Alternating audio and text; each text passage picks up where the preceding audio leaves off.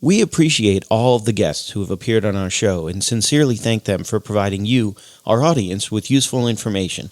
However, the advice our guests provide is theirs, and we encourage you to seek out a professional if you have specific questions about any topic we cover on the Crushing Debt podcast. On this week's episode of the Crushing Debt podcast, secrets to increasing cash flow and profit. Welcome to the Crushing Debt Podcast with your host, Florida attorney Sean Yesner, where our goal is to help you get rid of the financial bullies in your life.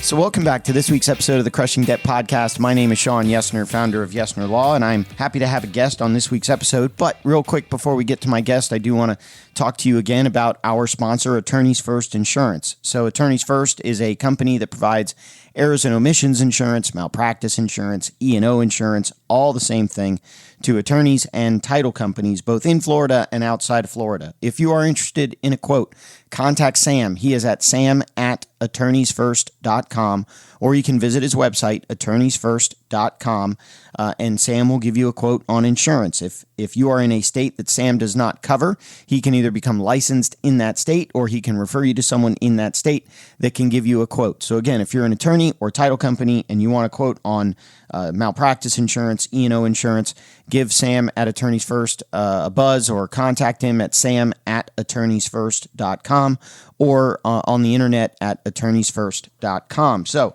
now that we've done that, let's get to our guest this week. So my guest graduated from Indiana University School of Dentistry in 1981. He entered private practice in the town where he grew up, and he grew that practice to the top 4% of all practices in the Midwest. He then semi-retired and was offered a partnership at a dental practice management company. That training company now has clients in 48 states and Canada and locations in Tampa, Florida, here where we are, out in Anaheim, California, and Bogota, Colombia. He semi-retired again from that training company to start Matterhorn Business Development with his two kids. Matterhorn Business Development is a mentoring program that grows the company revenues and maximizes the money in the owner's pocket. His clients average 35% growth in their first year in the program. So I want you to welcome this week's guest, Greg Winteregg. Welcome, Greg. Hey, Sean. Thank you for having me. I'm happy to be here. So my first question here, sort of right off the bat, you semi-retired from the dental practice, and then you semi-retired again, if I recall correctly, from the training company, from the dental practice management and training company. Mm-hmm. So if you've semi-retired twice, does that make you fully retired? I love your math. Does two semi-retirements equal one full retirement? There you go. No, not in my case. So, and I am just kind of joking with you, but I did think I like that. I did think it was funny. To kind of expand on that, I turned 65 last month, and there is no way I'm retiring. To me, retirement sounds boring, and I like to fish and I like to golf, but not that much. And I actually wrote a book called Fun at Work. And for me, working what I'm doing right now is more fun than golfing and fishing. Yeah. Fun at Work, I saw, was published in April of 2019, and I'll see if I can get a link to the book in the notes so that if anybody wants to click on the website. I do want to give out your contact information really quick. So it's Matterhorn Business Development, but the website, and correct me if I'm wrong, it's Matterhorn Biz, B-I-Z, D-E-V. So Matterhorn, B-I-Z-D-E-V. And Matterhorn is M-A-T-T-E-R-H-O-R-N. So yes, MatterhornBizDev.com, or you are Greg at MatterhornBizDev.com. Correct. And sometimes people put two G's on the end of Greg. I'm just one. So it's Greg at MatterhornBizDev.com. If your listeners want to send me a personal email, go straight to my phone, and I'll be happy to talk with them. And just for a little history sake, Winteregg is Swiss, and I was raised in a little town in Indiana, a Swiss community called Bern, Indiana. And of 3,000, a little town of 3,000. And then just south of Bern, Indiana is Geneva, Indiana, a little farm town of 1,500. So I'm 5 straight solid generations of Swiss here in the United States. And my wife and I in 2017 went and visited Zermatt, Switzerland, where the Matterhorn is. And it's just such an awesome mountain. It's the best known mountain in the Swiss Alps, also a very famous ride at Disney World. And so I decided I was going to have a company and call it Matterhorn. I just didn't know what I was going to do. So a couple years ago, my kids and I got our heads together and decided to start Matterhorn Business Development. And it had to be Matterhorn something. So So what are your kids' backgrounds that they're now in the business with you? Well, pretty much all my kids finished school at 16 and had no interest of going to college. I mean, I'm a doctor, dentist, so I went to school for 8 years after high school, and they all bailed out early to get into business. So my Abby and Neil, who I run Matterhorn with, both went into the management company. Abby went into the sales department, telemarketing and sales, and Abby went into treasury. We tease Abby and say she's the smartest one in the family. She understands accounting and spreadsheets and all that stuff. And then my oldest son, Vince, he has 2 companies, actually. One is kitchen remodeling and redesign. And then he has another company, which is a video imaging company where he does 3D images for realtors and contractors. So pretty much, I was raised in the restaurant business growing up. And I decided I was never going to work for anybody else. I was always going to have my own business. And then my kids have just kind of followed in line with that. So it's going to be my legacy, so to speak, to leave a few businesses behind in my wake. There you go. But I do want to talk about, because I think it's impressive. So the dental practice, you grew to the top 4% of all dental of all practices in the Midwest, in the area. Yes. The training company is now in 48 states and Canada, with 3 locations all over the world: Tampa, Anaheim, and Columbia. And then you've got Matterhorn Business Development, where your clients are averaging tremendous explosive growth in the first year working with you. So what's the secret? How do you is it the Midas touch that you have to grow these things to the success level that they're at? What's your secret? Yeah, I would like to pretend that I'm doing something unique, and I guess it is to a degree, as you kind of put it that way. But really, it's real interesting that I saw what my dad did in the restaurant. His partner was my uncle, his brother. They had the business together, and the 2 families just shared different shifts. And so our families bought a lake cottage together a couple of hours away. And in the summer, one family would work for a week while the other was playing at the lake cottage. And then another family would work for a week. So we just kind of went back and forth. In 1967, we took 3 weeks off and went to Montreal and went to Expo 67. And so I like the idea of the business not entrapping us. And when we were there, we worked really hard. But what I've seen here in most businesses is the owner starts the business and they're excited about something. They're excited about a product. They're excited about a service. And just use something, mundane, like, I think I can build a better hamburger. And so I'm going to open a restaurant and I'm going to fry hamburgers and I'm going to put avocado and eggs and I'm going to have all these cool things. But then I never really train anybody or hire anybody to replace me. Now I'm at the restaurant. It's, 7 days a week, 365 days a year. And now I'm quote unquote self-employed, but I can't go anywhere. So that was never my model. It was never my model. I hired a dental hygienist to do dental cleanings when I first opened my practice, and I was paying her more than me because I wasn't going to get stuck and trapped into that particular service. So for me, I joke around and say I specialize in replacing myself. And if you take a look at what I did at the dental practice, I built it up to as big as I personally could produce it, and then I got an associate. Brought the associate in, and he didn't have the skill level or the training that I had for the highly technical dental procedures, but he definitely could do dentures. He could do children. He could do single crown units. I don't want to get into too much technology, but he did basic dentistry, which freed me up then to do the more complex stuff or to take a vacation. And that was the semi-retirement of it. I was only working 20 hours a week. But at that point, I personally was doing more production than the entire business used to do before, because now I was only doing the high-end things 3 days a week rather than everything 4 days a week. Does that kind of make sense?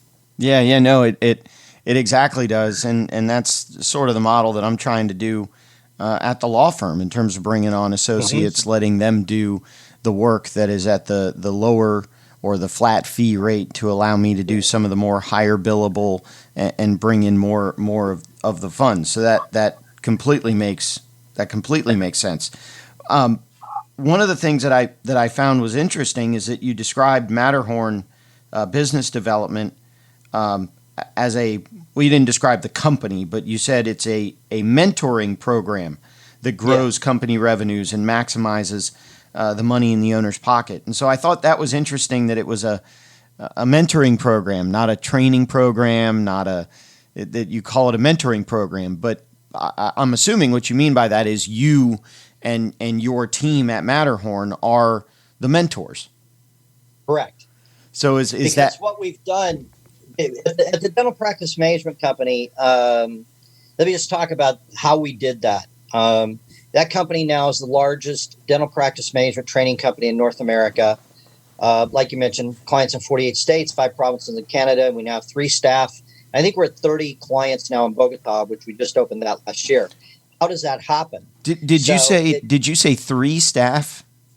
3 staff in Bogota with about 30 clients. Okay, not 3 staff all over. 3 staff in Bogota. Oh, no. We've got 90 staff in the United States and 3 in Bogota. Okay, I was going to say that was really impressive. If all that's run on 3 staff members. Yeah, we're servicing 1,000 dentists in North America with 3 staff. That would be incredibly profitable, and those would be robots. There you go.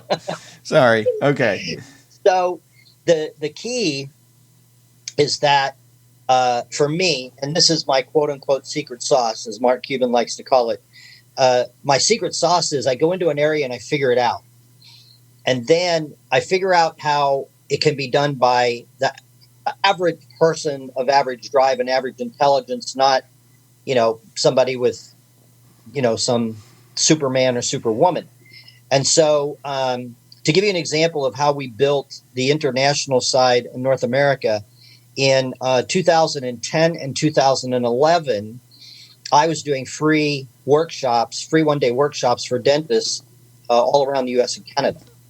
And it would be 3 days. So like we'd be in Newark on Thursday, in Manhattan on Friday, and Saturday we'd go to Long Island. And so we had this groove that we were in of doing a free workshop, and then we'd bring the dentists in and we would sell them on a paid service. And in 2010 and 11, I was on the road 120 days a year. It was hard work. I mean, a lot of travel, a lot of frequent flyer miles. But what I was able to do is groove that in and make it work and make it profitable. And that program ended up doubling the company. But I haven't done one of those seminars since March of 2012 because I recruited clients then to fill my shoes as the speaker in the seminar. So I effectively then, quote unquote, replaced myself and then went off onto another project in the company, et cetera. So for me, there's a difference between being a CEO and being self-employed. If you're self-employed, the business is dependent on you. If you don't show up, nothing happens. Whereas as a CEO, then it's your responsibility for the vision of the company, to keep all the legal rudiments in, like work with people like you. So, we have all of our licenses are up to date in dentistry, our OSHA codes are perfect, et cetera. And so we make sure that we have legal compliance, accounting compliance. That's what the CEO does and creates the vision. Then you have to have a level of managers. And I get into this in my book, Fun at Work. You have to have a level of managers then to execute the CEO's vision. And the CEO can always do public relations events and introductory seminars and lectures and that kind of thing. But the day-to-day operations then need to be turned over to the rest of the staff. And that frees the CEO up to then go create more business. In many industries, it's called the rainmaker. So that would be like what the CEO does, and that's what I do now. Now, where we're at with Matterhorn is Matterhorn's a new venture. And so I'm grinding it out just like I did in the dental practice management company. I've got clients I talk to every week. I'm holding their hand. I'm making sure that they're doing what they're supposed to be doing, creating training systems, not only just for the clients, but for now my successor, who's going to be coming on, as we get into the next 6 to 12 to 18 months of Matterhorn, I'm going to be working myself out of a job here too. Wow. It's one of the things that occurred to me that I was listening to a program this morning, as a matter of fact, and the guy speaking said that the number one job of an entrepreneur is to raise money, be the rainmaker, create revenue. And Yes. It was interesting, very much similar to what you said. What he said is that, somebody like, for example, if I start the law firm, but all I'm doing 24/7 is the legal work, then I may call myself an entrepreneur because it's my name on the business, but I'm not really the entrepreneur because I'm doing the things that attorneys are supposed to do. It's the entrepreneurial side is the side that goes out and generates the clients and does the podcast and writes the books and and brings all of that stuff in versus the one that does the work. So I thought that was an interesting analogy that you reminded me of, talking about the difference and what the CEO is supposed to do. I thought that was really interesting.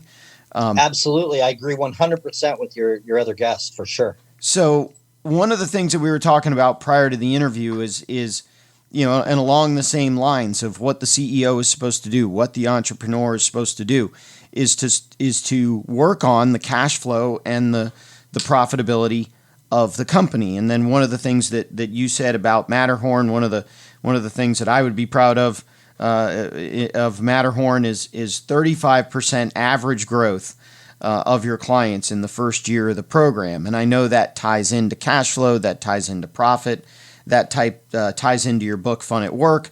So how do you talk a little bit about Fun at Work and how that relates to the average growth of the clients when they start working with you? It is a process that I have developed. It's not unique to me. The book is about my way of applying it, and it's the process comes from a few different sources. But the basis of the process, and I know this is a podcast, so I can't show an image from the book, but if you get the picture of a pyramid, foundation of the pyramid is the basic purpose of the business. That is the foundation. And the basic purpose of the business is not for the owner to have a Ferrari. That would be a result of the business. Well, yeah, it's something that I would like. Yeah, but you would have to have fulfilled your basic purpose in order to get that result, because the results are at the top of the pyramid, the very top. You have to climb the entire pyramid to get to the top, hit the results, and hit your goals. So the basic purpose is not about the owner. The basic purpose is about the customer. The basic purpose is about the client. So every business must solve a problem for people, or it's not going to be a business. You can't charge unless you're solving some sort of a problem, and the problem could be making their life easier. It could be some sort of a value add, a better lifestyle. So what is the problem that the consumer is trying to solve? So the basic purpose now has to be, number one, who are you helping? Like if you had to identify or make an avatar or a description of your targeted market, you are here to help blank. And then the next thing is, where do they live? So that then identifies your geographic zone that you're going to market. So now that where they live gives you the foundation of your marketing plan. And then what are you going to help your client achieve? How could you describe the problem that you're going to solve? And then the final part of your basic purpose is, what are you providing? So let's say that we have a holistic veterinarian, which is a bit of a niche. So then a holistic veterinarian would say, my purpose, my basic purpose is to help, and let's just say specialize in dogs and cats. So I'm a vet and I want to help dogs and cats who live in Pinellas County achieve longer, healthier life by providing holistic veterinary medicine. And so then that's just a very basic purpose. And so then if somebody offers the doctor a new seminar, or somebody's going to come in with this new technology and it's not holistic, well, then it would be off his basic purpose to go in that direction with something more medicine or whatever it might be. So then your basic purpose gives you the channels of the lazy river, I call it. It's like every water park has a lazy river and it's got borders.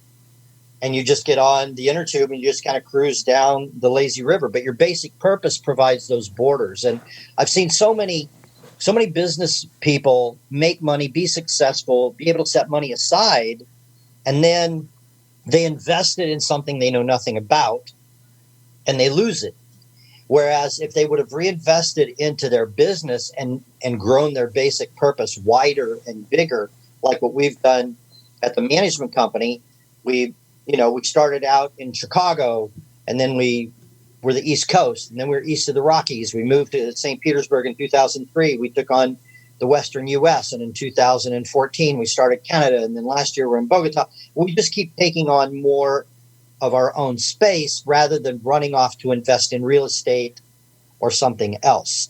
So the basic purpose then is the foundation of the company. Does that make sense? Yeah, I think it does. One thing that occurred to me is you are a dentist, you're a doctor. You talked about veterinary medicine. You've got the you had the dental practice management company. You were a partner there. Does Matterhorn focus on do you focus on dentists? Do you focus on any particular type of business, or could it be anybody that could be a client of Matterhorn? Right. And in my travels and my networking and, podcasts and such, dentists reach out to me and I just send them over to the dental practice management company because that's what it does. Matterhorn is to help any business. Right now, we do have, in healthcare, we do have a couple of chiropractors, but then I've got a yard and landscaping guy. I have an attorney. I have a guy that does very specialized maintenance on medical lab equipment. So we have all different kind of businesses. Our newest client is a painter, has a painting company. He did $250,000 last year, and the goal is to do $1 million in 2021. So that's like he wants to 4x in 18 months. Right. So I can show him how to do that, and the only way that happens is with a process that replaces him and takes the paintbrush out of his hand. Yeah. So he has that as an objective, and I can show him how to do that. Yeah, and I've said, I don't know that I necessarily want to mention them, but a big law firm here in Florida that is always for the people. Right. I don't know that the owner of that firm has tried a case recently on a more local level. I think you and I both know Jason Avery. He's been a guest on my show before as well. A great friend and referral partner of mine, and I joke with him all the time. When was the last time he sawed a saw? When was the last time he used a hammer? And exactly. and he doesn't. He knows how if he had to, but he runs the business. He works on the business rather than in the business. Correct. And I think that's what you're doing through Matterhorn. It sounds like that's what you're doing with Fun at Work is helping people to work on the business rather than in the business. Exactly. So without giving away any more secrets, without giving away anything more from Fun at Work, what are some other maybe insider tips and tricks to work more on the business rather than in the business? Well, there has to be a vision. You and your wife, when you're going on vacation, you don't go get in the car and start the car and pull out of your driveway and say, "Where are we going?" You've never been to dinner with my wife before. Now that's dinner. That's different than a vacation. So there has to be a destination. Like, what is the ideal? Why did we start this business? Where are we going with it? Who are we going to help? How are we going to help them? But then, so you have to know which mountain you're driving towards. Now, you can get there by flying. You can get there by driving. You can get there by motorcycle. Sometimes you can get there by boat. I mean, there's all different ways to get to the destination. But you have to know where you're going. And so the very first thing we do with a new client is we talk about the ideal scene. What is your ideal life? Like, you started this business with what purpose? And if we just talk about the painter for a moment, he came from corporate America and he was tired of having a boss. So he's like, I started this painting company, but the last thing I'm going to do is keep a paintbrush in my hand for the rest of my life. I started this company to have $1 million company, and I'm the CEO, and other people have the paintbrush in their hand. But he just hasn't been able to kind of put that together. So he has a very clear vision of where he's going. Oftentimes we have to spend, a bit of time with the client to just get a clear vision of, well, where do you want this thing to go? Yeah, I mean, and I've got a lot of that stuff for the law firm as well, in terms of vision and mission, and why do you do what you do? And a lot of times, it's funny. I was talking to somebody and they were saying, well, my reason for doing what I do is my family. And I got on them a little bit and I said, that's not, why I do what I do is to produce a result for my family. But my family is not why I do what I do. I think there's a deeper meaning there. There's a different reason that I do what I do. Now, I do what I do to help and support them, but they're not why I do what I do. Does that make sense? It does, totally. And this is where people get confused on the purpose of the business and the results of the business.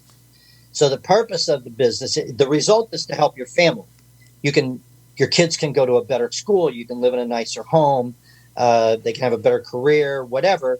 So that's a result. The basic purpose is, who are you helping and why are you helping them and what are you doing for them? So that's where, and there's all different kinds of people. You have to find your why, what's your mission, what's your reason, etc. And so in the book, this is where I made a template, but literally in 3 minutes, somebody can figure out their basic purpose. My basic purpose is to help blank, who live in blank, achieve blank by providing blank. End of basic purpose. And It's real interesting. Some clients can bang that out in 3 minutes, and others it takes a half an hour. And I have to tell you just a really cool story. So we just picked up, because at Matterhorn, we do our mentoring over Zoom. So we don't have to be with the client. We just picked up a chiropractor in Bend, Oregon.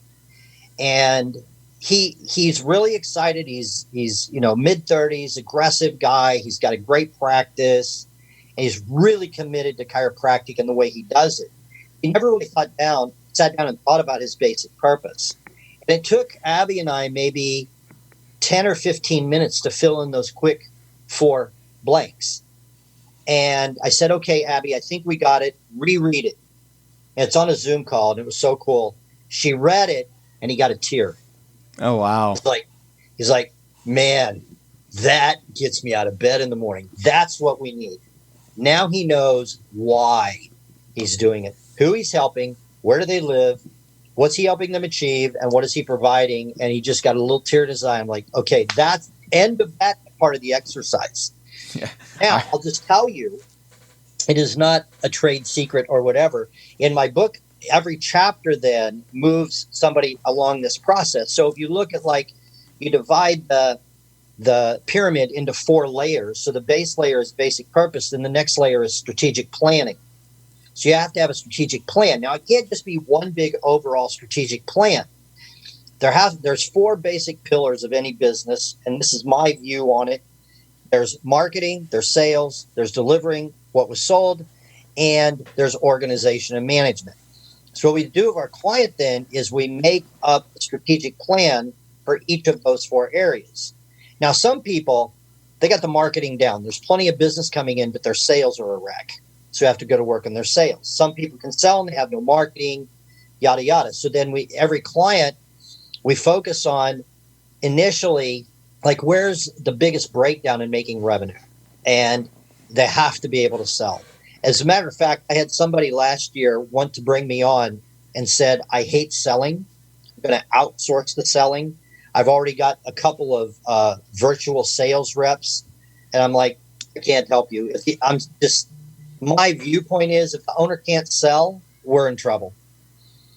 If the owner can't sell, if the owner can't close, then that's the first thing the owner has to do. Right. If you quote unquote hate selling, then you better find somebody who can teach you how to sell so you don't hate it. And there's a jillion different sales trainers out there. So this is definitely not a sales book. You have to be able to sell, but if you hate selling, you're not going to have any kind of successful company. Well, and I can sell. go back to what you said about CEO and what I said about entrepreneur is that has to be the one to bring in the revenue. That has to be the rainmaker. And if you can't sell, you can't do that. You got it. So, you got it, exactly. And so for your listeners, and I talk about this in the book, if you can sell, you can have a nice living. If you can manage, you can have a nice living. If you can sell and manage, you're going to crush it. Nice. If you can sell and if you can manage people, you will crush it. You'll have no competition. I don't care what the industry is.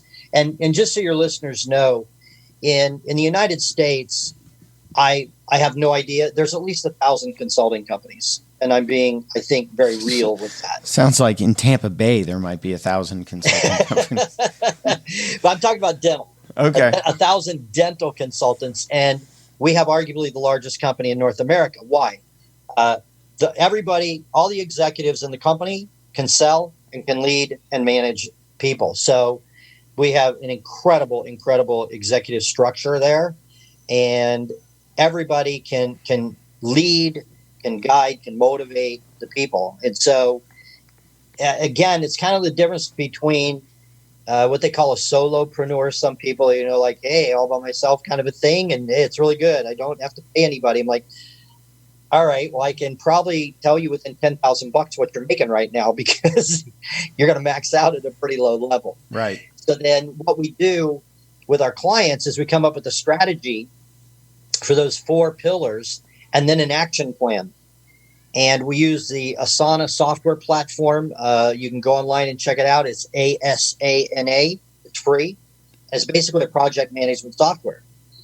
So then we have a strategy and we lay out the steps to execute that strategy, let's say in marketing. And these are the steps that need to be done in the next 4, 6, 8 weeks. And with Asana, we can put in the due date. We can put in who's responsible for it. And Asana sends out email messages as a reminder, this target is due by this day. Yeah, so that's what we do. Yeah, I use Asana in the law firm, and I love it. And we've actually expanded it a little bit. I know it's not necessarily a customer database, but we use it for a lot of that stuff, keeping track of customers. We use it as a prospecting list. Yeah. Our lineup of where different prospective clients are in our process. It's an awesome tool for free. Yeah, that's what I like about it is it's free. So, and then the final step is the results. You have to monitor the results. Right. So every strategic plan, like your marketing strategy, has to have action steps, and then you have to have a number that you're monitoring to see if that strategy is working. And so then in the marketing plan, let's say it's leads, and you've been getting, 10 leads a week. Well, now you start a new marketing campaign, and within 2 or 3 weeks, you better be getting 12 or 15 or 20 leads a week. Because if you're doing a strategy and in 2 or 3 weeks you start getting 10 leads, it's not we need to let it wait longer. It's like, no, it's not working. So then you need a different strategic plan or different action steps. It's critical to monitor that.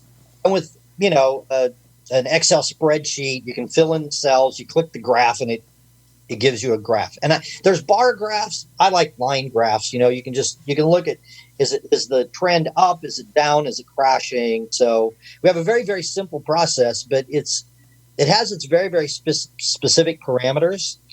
And the final part of it is whatever our client is delivering to the customer, we stay out of.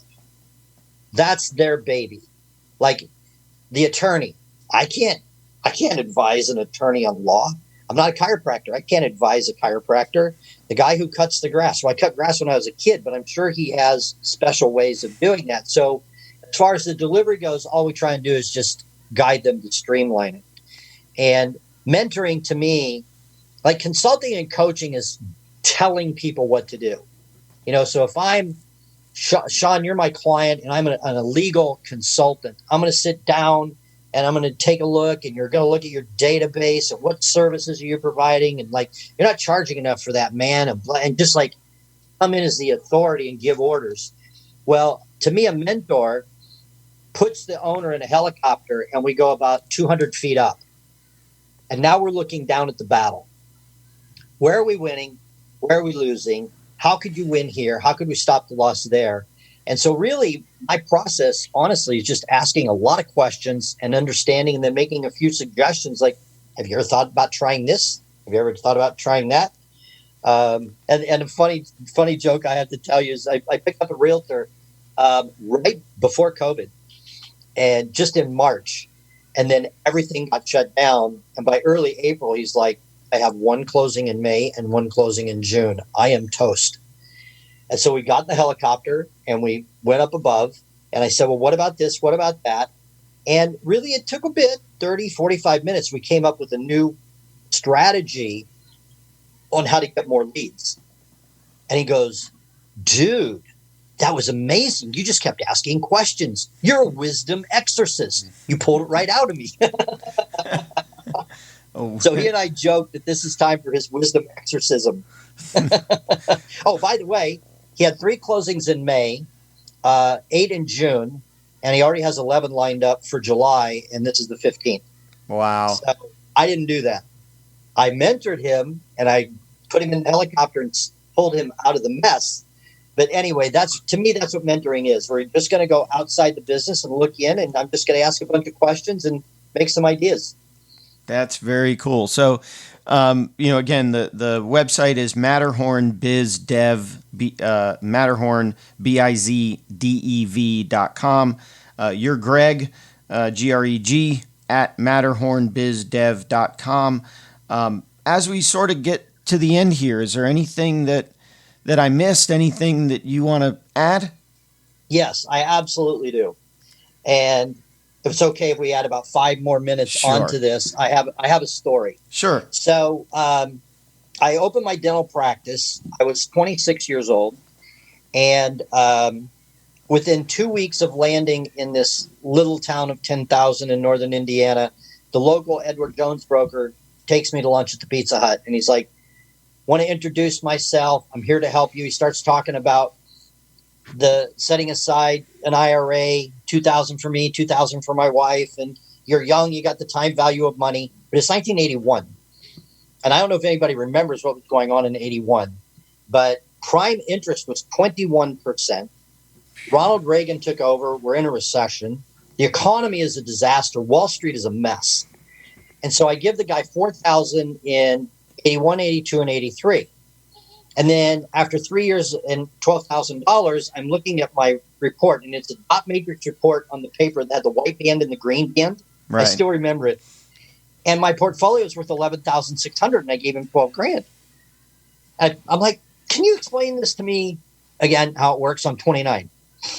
Oh, the market cycles. Everybody's heard this. The market cycles. Over the last 100 years. Blah blah blah. And I hung up. I'm like, well, that's crap. What if the market is tanking when I want my money at, 65 or 70? And I just decided that I'm going to do that, but I don't care. I'm going to control what I can control. So I am all about multiple streams of income. That's what I'm about. And so right now I have, income from the dental practice management company, income from Matterhorn. I have a nonprofit that I've started called the Private Dentist Alliance, which is aligning private practitioners around the United States. We have 261 members. I'm definitely working on a brand new endeavor for Matterhorn in Costa Rica. I've got a client down there now that has a $15 million exporting company that he wants some help with. So I'm not about retiring. I'm about having fun at work, but I'm also about setting these businesses up so others can run them. Now, I still have to be the visionary for those businesses. I still have to talk to the staff weekly, usually not daily. So I still have to have my hands in it. But, some people want to just cash out and go play golf and fish, and God bless them. But, once you sell your business, you're unemployed. Yeah. Retirement, honestly, Sean, is unemployment. So at 65, you cash out. And the average male now, according to insurance actuaries, is living to 80. All right, so how do you feel about being unemployed for 15 years? As inflation is creeping up, the stock market goes up and down, and that makes me very nervous Because what if it cycles down when you need it? But if you own your business, like your legal firm, your rates as over 15 years, gas goes up, hamburgers go up, legal bills go up.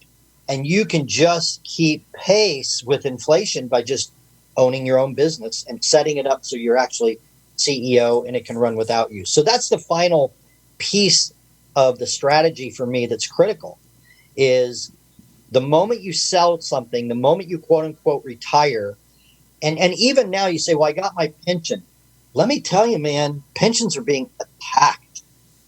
Pension plans are being attacked. Yeah. And pension plans are going bankrupt. And so for me, I'm going to have control of my future. I'm going to work really hard, but I'm going to have fun at work. And I'm going to set up multiple streams of income. And each endeavor I have has a different basic purpose, but every endeavor has a strategic plan, an action plan, and we monitor the results. So that's the final comment that I wanted to make. I love it. That's awesome. Is the book available on the Matterhorn website, or does the book have its own? You can go to Amazon. The digital version is $3. It's on all the different audio platforms, Audible and all of those. I think the audiobook is $8 and the paperback is $25. Okay. So you can just go to Amazon and just order it off of Amazon. Okay, very good. Yeah. So I appreciate you being a guest on this week's show. Well, thank you for having me. This has been a lot of fun. And I hope I inspire people to take a different view of their endeavor, take a different view of their business. And, you know, my viewpoint, and I talk about this in the introduction to the book, if it's not fun, I'm not doing it. I'm 65 years old. I'm very healthy. Just had my physical, and the doctor's like, holy smokes, you've got the blood work of a 25-year-old. But I don't smoke. I don't drink. I exercise a little bit, but I am going to live my life. I'm going to have fun. And right now, you can't dangle anything out in front of me and promise me $1 billion if I'm not going to like it. And like the nonprofit right now, I'm not getting paid at all, and I'm having a blast. So my viewpoint is, if it's not fun, I'm not doing it. And if I'm doing it, it's going to be fun, and we're going to win no matter what the objective is. So that's just my philosophy in life right now. No, that's awesome. I really appreciate that. And there were a bunch of notes that I was writing down and taking as we were going through today's episode. So I awesome. Really appreciate it. So I will wrap up the episode like I do with every week, that I hope you have more money at the end of the month and not more month at the end of the money. Definitely reach out to Greg if you have any interest in helping to grow your business. If you're getting stuck, go ahead and order the book, Fun at Work. And I think that will do it for this week's episode of the Crushing Debt Podcast, and we will catch you in next week's episode. If you have questions that you think would make a great topic for a future episode, please email Sean or connect with us on social media. Sean Yesner and Yesner Law, PL, are Florida licensed attorneys. The information contained in this week's episode is not a substitute for legal advice. Your situation may differ, especially if you are located somewhere other than the state of Florida. If you have questions, please contact our office or contact a local attorney. Thank you for listening to this week's episode of the Crushing Debt Podcast.